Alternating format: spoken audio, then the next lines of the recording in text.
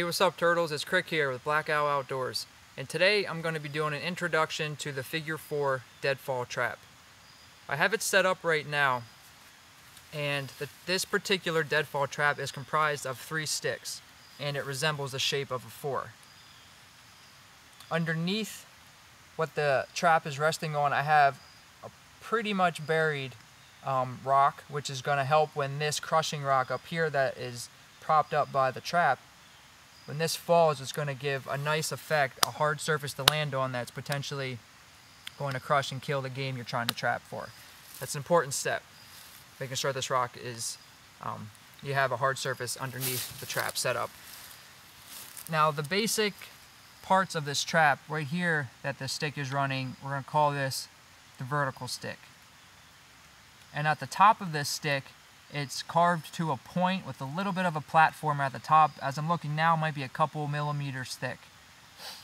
The diagonal stick that I'm tracing right now, where it meets the vertical stick, there's a notch carved into the diagonal stick for this platform of the vertical stick to rest. Coming down the diagonal stick here, at the end of this is carved into sort of a flat point. You can imagine almost like a reed in a wind instrument is sort of the design I have for this. And that is being connected and held with tension on the horizontal stick that I'm tracing with a notch in the horizontal stick.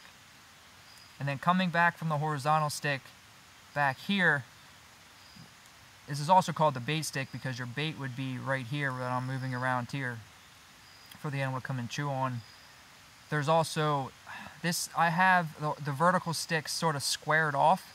You can't really see it from that angle, but I have this squared to a 90 degrees, and then I have a little bit of a notch cut into the horizontal stick. And I practiced with a few different methods down here at this, say, stress point of a few different ways. This is where the variability that I've seen a lot come into this Figure 4 Deadfall, where a lot of variability comes in with the way these two touch each other.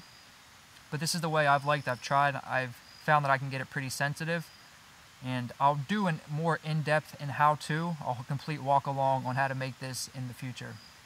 I just want to caution that you potentially can't hunt or trap with this method, so please, if you do want to try this out and actually try to get game with it, make sure you check the local laws and regulations on trapping in your area. But basically, what's going to happen here, say I'm going to be an animal, small game, rodent, anything you want, like come here, bouncing around, cha-cha-cha-cha, smell food down here. And you're going to have your bait down here at the end of the stick. And you really want to rub it into the stick, get it on, not just easy for the animal to come and pick off and leave, because you need the animal to put some sort of weight back here to trigger this system. And a little bit off the ground, so hopefully the animal will put its four legs on top of here to get its body weight and to trigger the system. This is something you have to practice. There's a lot of variability. You really want it feather sensitive, and that comes with practice and figuring out the physics of how this works and what doesn't work.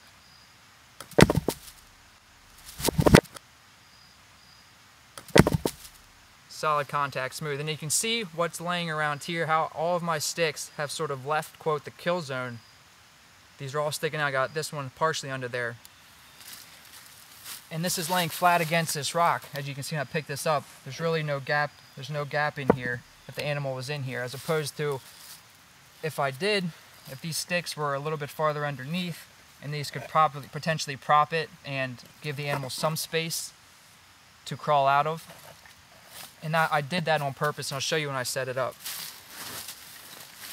I'll just give you a quick close-up of the sticks. Here we have the vertical stick, and I'm going to face it to you as it was facing me. And right here, this is where I have this squared off, as I mentioned. This is the front of the face that would be facing me as I'm setting it up. And I have this squared here, the back, and then squared the front, a 90-degree angle. And what goes into that is this notch right here. As you can see, you try to get the profile, it's sort of 90 degrees itself as well. And then when they meet here, you sort of have this effect. And that's how that rests right like that. I'm going to let this fall for a second and show you the top. Now this is the diagonal stick. I have a notch right here that sits at the top. And this is that platform I was sort of telling you about, a couple millimeters thick. I have it too, like that reed shape I was saying, and there's I flattened it off at the top. Just a profile shot of it. That sits in this notch. The rock's going to be sitting here. And then I'll hook this against that. And basically, that's the general shape. Again, the reed coming off the diagonal stick, this shape again that I mentioned, I'm going to call it a reed because that's what it looks like the most to me of a wind instrument, coming into a notch on the horizontal stick. And I'm going to show you how to set it up.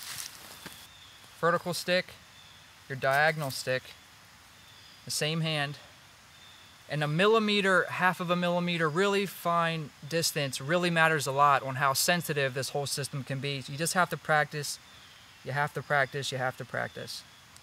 So I'm going to get that where I think's good. Hold that, pinch that with this hand, lift up the rock. Feel where the rock's going to go, feel the weight, kind of its actual center point where the weight's going to rest. Is that where I know where to put my trap? And I'm keeping the vertical stick not underneath here, like I mentioned before. From this fall, the sticks are going underneath it, so I'm going to try to put it outside of it a little bit, so when it falls, it's not going to be in the way. And I'm holding that. I'm holding this with force because it will fall if I don't. Sort of get in a precarious situation with my hand underneath the trap. Get this really close to where I want it, with the weight hold on it, and then back off. And there it's set. And ideally, the most ideal situation this can be is that it basically is almost falling over. You want it so sensitive that the slightest bit of pressure from an animal will drop this. You can make this very strong where it won't want to drop with a little bit of pressure. But with practice and some messing around, you can get it pretty soft.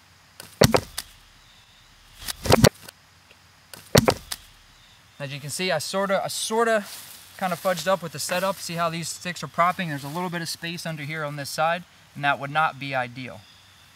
But that's just the variability of doing this, and with practice, the first time I did it, no problem. Second time, had a little bit of an issue. That's the practice. That's where the practice comes involved.